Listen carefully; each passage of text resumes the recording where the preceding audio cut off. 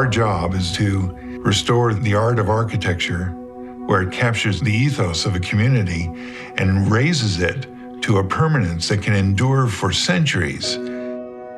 And so we knew that no matter what we did, we had to honor that legacy of the 4 ages of shipbuilding in Belfast and combine that with the prophecy of what Belfast could be yet again. The idea of combining all these individual ideas and sketches into one, you just can't imagine how magnificent that moment was. When you can design a building that's inspired by the physical representation of that culture's own belief in itself, then of course you're going to reach down inside the hearts of everyone and squeeze it. That's the best part of the architecture and design of Titanic Belfast. We look at the building now and we think, how could that not have been built? But actually, it was by no means certain that it would. There was this sense of, because it had sank, we really don't want to talk about it. We're not going to have that conversation. It was a terrible tragedy. We were still early days post-ceasefires. We were, I think, still redefining the sort of society that we want to be. There were a fair number of naysayers and skeptics. They felt that this was an East Belfast Protestant area project and wouldn't get any support from the rest of Northern Ireland. Feelings were still a bit raw. To make a building like Titanic Belfast work, you need to have political support, cross-party community support, and you need to have funding support. It was quite clear the project was only going to work if around half the total cost of the project was going to be provided by the government. But public finances became difficult. We were having to cut back on expenditure quite starkly. It was a very big, sophisticated project with lots of stakeholders, and a lot of such governance runs around risk registers, and fear of failure dominates risk registers. Some of the commentators, shall we say, felt that there was no way we were going to be able to deliver this signature project. And as for the thousands of visitors that were going to come, that was just for the birds, and it was going to be a white elephant. For the Northern Ireland Executive to put such significant funding in, they needed the collaboration and the relationship with the private sector. So it was Titanic Quarter especially and Harcourt Developments that were willing to underwrite the risk of the project. Pat Doherty succeeded in getting the support of the politicians. That was very important. And then he, almost uniquely, took the decision to go at risk onto the site before we had it signed. It was a masterstroke and a hell of a courageous decision to take. Having done that, there was now no going back. For the authorities here in Belfast, for the Harbour Commission, for everybody involved, there was no going back. He knew what he was doing. But not only did they take that risk, they took the longer term operating risk. Basically, they said, if this project doesn't meet the visitor numbers, we stand over it and we will underwrite it for the first 7 years of its operations. And they put that in writing.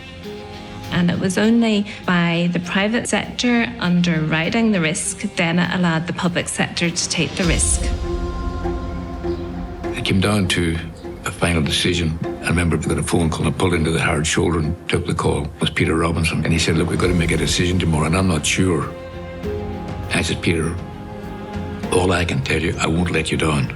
The words I said to him. This will work. And we'd already started going into the ground at this stage. Pat had the belief, and I think that belief was contagious for us all, that it was going to happen on time, and it did. Anyway, long story, we all came together and it did work. And it speaks for itself now. So we have welcomed over 8.5 million visitors. And it's not just the number, it's the fact that they're coming from 142 countries across the globe, which is incredible. You just wouldn't have thought of that. This is Belfast, this is Northern Ireland, and these people are coming from all over the world.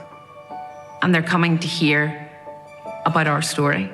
Visitor attractions have different demand curves. Some start high and gradually fade. Some start very low and gradually increase. And some start at a level and kind of stay there.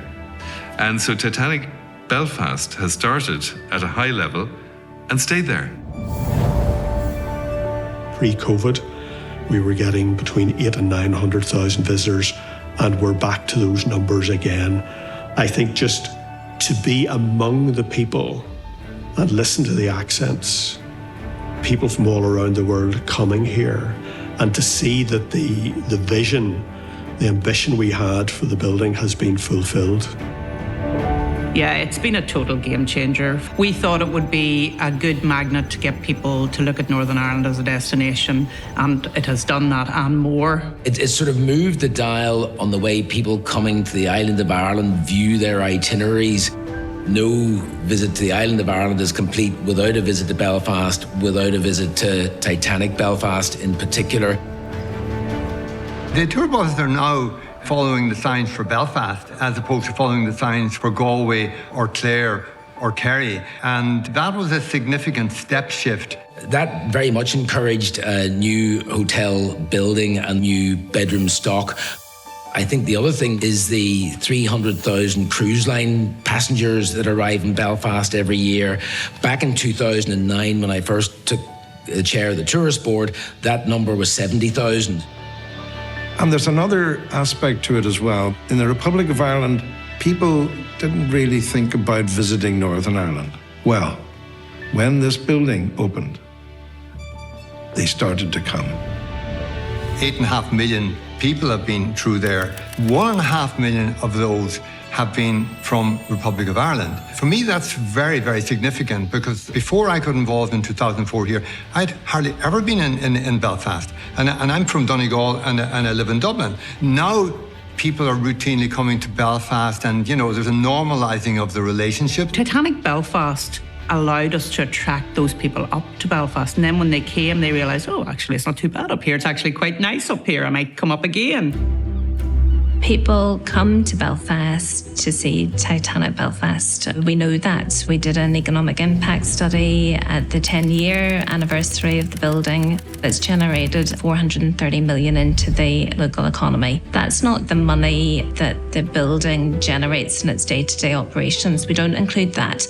That's the money that would not have come here if it wasn't for the building. That's the people that took the decision to only come to Northern Ireland and Belfast because that building is here. And it has more than repaid all the public funding that it has received. That scale of delivery, that's unusual. You'd be hard-pressed to find too many examples globally of a single visitor attraction having such a profound impact on a destination, on the creation of a destination. Back at the opening of Titanic Belfast, Northern Ireland didn't have an attractions industry. There wasn't one of us that started that in that building had actually ever operated a visitor attraction before. We didn't tell anybody that at the start.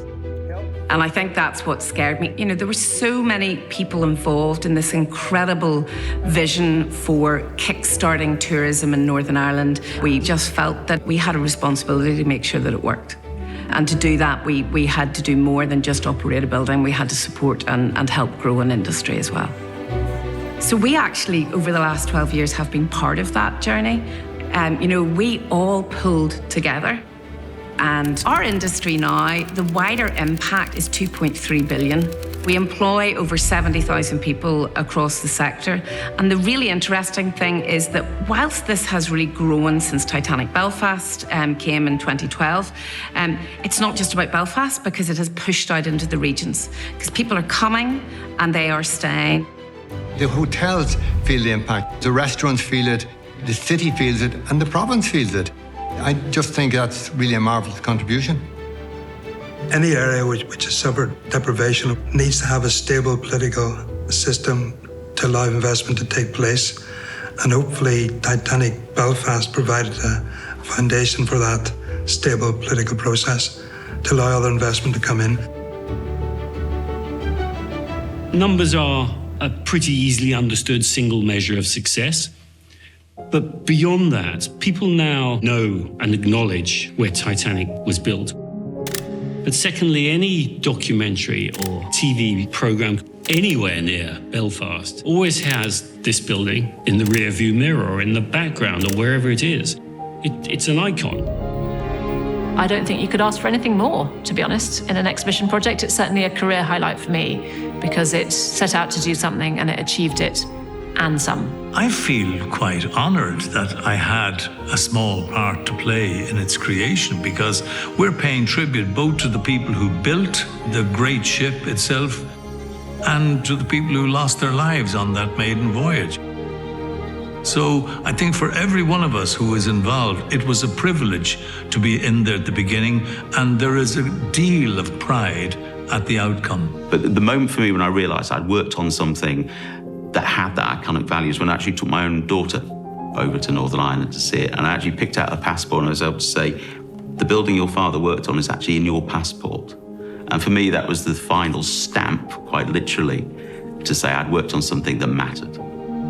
There's no negativity. It has won international awards, the world's best visitor attraction. It's won the Themed Entertainment Award. Everybody appreciates what it has done.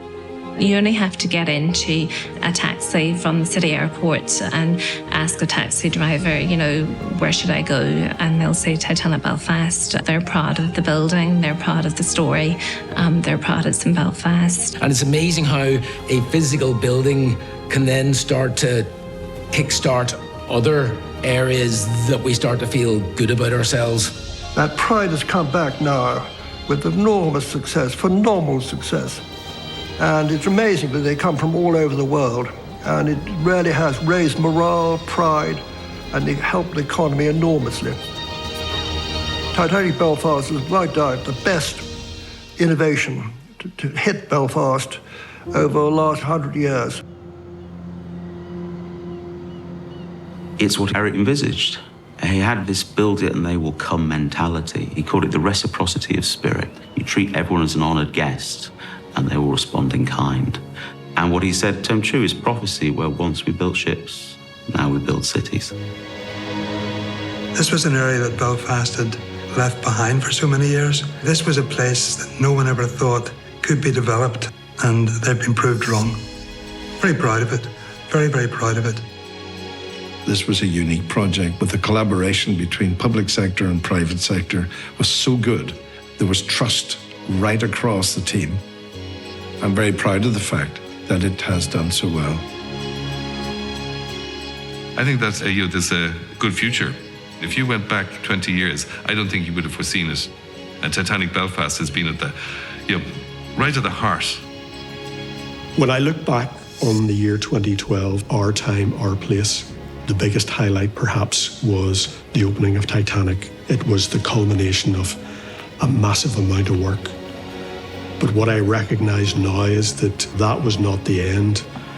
That was in many ways the beginning. There's a real sense of pride of what we have achieved, but there's also a real sense that it hasn't stopped, that there is so much potential in what we do. The demand has not gone away. It hasn't gone away for the story. Every generation connects slightly differently. We want to make sure that we're still one of the world's leading visitor attractions in 10 or 15 years' time. And to do that, you can't stand still. As a politician, you want to deliver, and you want to deliver tangible things that will be remembered and will be there, and that you've made a difference. And I think we have done that with Titanic Belfast, and it'll continue to deliver, I think, for Belfast and Northern Ireland way into the future. Everybody loves it. They're all behind it, both communities together. I think Belfast is lifting all the time. Each year passes, it's getting better. And I think that will continue.